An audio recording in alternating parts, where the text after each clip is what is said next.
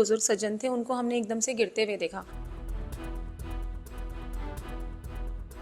धड़कन बिल्कुल बंद हो चुकी थी, हार्ट ने काम करना बंद कर दिया था। कोई विद इन सेकेंड्स वो नीला पड़ना शुरू हो गए। धीमी थी, बहुत फीबल थी, पल्स रेगुलर नहीं। कोई रिलेटिव उस टाइम उनके पास नहीं था अवेलेबल। डॉक्टर प्रिया गर्ग मौजूद है, उनसे हम जानना चाहेंगे मैम, आपने ओल्ड एज जो पेशेंट थे वहाँ पर उनको सीपीआर दिया, क्या इंसिडेंट था वो पूरा, और कितना सीपीआर देना एक आप समझती हैं आम आदमी को भी आना चाहिए?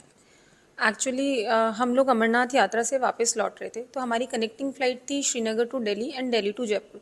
जो दिल्ली वाली फ़्लाइट थी हमारी, that was around 2.5 hour late. वो इसलिए वो 2.5 घंटा के आसपास लेट थी। तो हम लोग वहाँ पे फूड कोर्ट एरिया में वेट कर रहे थे अपनी फ़्लाइट का। जब हम लोग रिफ़्रेशमेंट के लिए वहाँ पे रुके हुए थे, तो पास वाली स्टॉल पे एक बुज़ुर्ग सज्जन थे, उनको हमने एकदम से गिरते हुए देखा। तो हम उनकी तरफ भागे। जब वहाँ हम पहुँचे और उनको जब हमने एग्ज़ामिन किया, तो वो बिल्कुल पल्सलेस थे। उनकी धड़कन बिल्कुल बंद हो चुकी थी, हार्ट ने काम करना बंद कर दिया था, रेस्पिरेशन बिल्कुल नहीं आ रहा था। वो बिल्कुल अनरिस्पॉन्सिव थे, अनकॉन्शियस थे। और थोड़ी ही समय में, मतलब बिल्कुल विद इन सेकेंड्स वो नीला पड़ना शुरू हो गए, साइनोज रोना शुरू हो गए। तो मैंने तुरंत सीपीआर स्टार्ट कर दिया। करीबन 5 मिनट के सीपीआर के बाद में वो थोड़ा थोड़ा रिस्पॉन्सिव होना शुरू हुए, मतलब उनकी पल्स वापस हमें थोड़ी महसूस हुई। इट वॉज फीबल, बहुत बहुत बहुत धीमी थी, बहुत फीबल थी, पल्स रेगुलर नहीं थी उस टाइम तक। तो आई कंटिन्यूड सीपीआर, और कुछ समय बाद में उनकी पल्स जो है वो स्टेबलाइज होना शुरू हुई। और इसी दौरान में हम लोगों ने पहले ही बीच में कॉल फॉर हेल्प हम लोगों ने मांगी थी। और जो आसपास जो मॉब था वो भी काफ़ी सपोर्टिव था। उन लोगों ने भी एयरपोर्ट फैकल्टी के लोगों को बुलाना शुरू कर दिया था। तो they are also arrived at that time. वो लोग आना शुरू हो गए। तो उन्होंने फिर उनको, अंकल को, उस टाइम तक उनके पास पल्स ऑक्सीमीटर, ग्लूकोमीटर वगैरह था। तो हमने एग्जामिन किया, पल्स उस टाइम स्टेबल थी, उनका सैचुरेशन बेटर हो गया था। फिर उनकी वाइफ को वहाँ पे, उनके पास फ़ोन था अंकल के पास, कोई रिलेटिव उस टाइम उनके पास नहीं था अवेलेबल।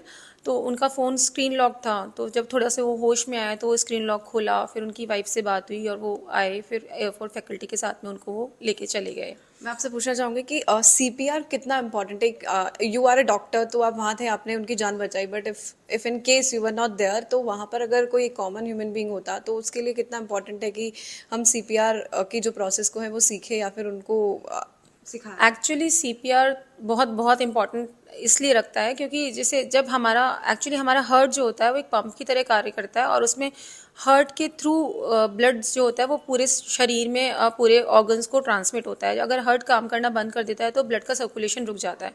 और जब दिमाग को ब्लड का सर्कुलेशन रुक जाता है तो कुछ ही समय में, कुछ ही मिनटों में इर्रिवर्सिबल डैमेज स्टार्ट हो जाता है, जो कि बाद में रिवर्स हम उसको नहीं कर सकते। जो डैमेज हो जाता है उसको हम रिवर्स नहीं कर सकते। अगर हृदय गति बिल्कुल रुक गई है तो आपको तुरंत सीपीआर स्टार्ट करना होता है, कार्डियक पल्मोनरी रिसस्टेशन आपको देना होता है। इसके 2 पार्ट्स होते हैं बेसिकली, एक बेसिक लाइफ सपोर्ट, एक advance cardiac life support. Basic life support जो होता है उसमें आपको किसी उपकरण की ज़रूरत नहीं होती, सिर्फ और सिर्फ आपको अपने हाथों की मदद से, जैसे जो हमने वहाँ पे किया था, वो था हैंड्स ओनली सीपीआर, जिसे हम बोलते हैं आजकल जो वर्जन है हैंड्स ओनली सीपीआर। उसमें सिर्फ और सिर्फ आपको आपके हाथों की मदद से मरीज़ की छाती पर दबाव बनाना होता है।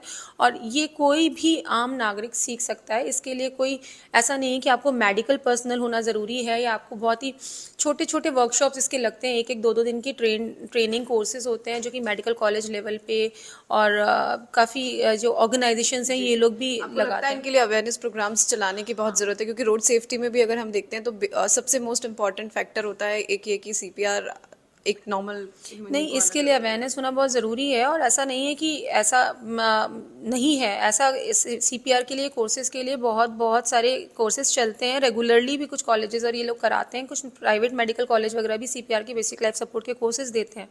तो ये आम नागरिक को आना ज़रूरी है, क्योंकि ये विंडो पीरियड जो होता है वो बहुत थोड़ी देर का होता है। कभी कभी हम खुद, हमारे रिलेटिव इस कंडीशन में होते हैं और जब तक अस्पताल उन्हें पहुंचाया जाता है तब तक बहुत देर हो चुकी होती है। तो उस विंडो पीरियड में ही अगर उनका सपोर्ट अगर ये थोड़ा मिल जाता है तो एक काफ़ी उम्मीद बन जाती है कि उनको इतना भारी नुकसान ना हो अदरवाइज। डॉक्टर प्रिया गर्ग मेरे साथ मौजूद थी, उन्होंने बताया कि सीपीआर का कितना इंपॉर्टेंस है और इसकी प्रोसेस को हर किसी को सीखना चाहिए, क्योंकि ये बहुत इजी प्रोसेस है जो हैंड्स के थ्रू की जाती है। कैमरामैन दिलीप चेची के साथ महिमा जैन, न्यूज़ 18।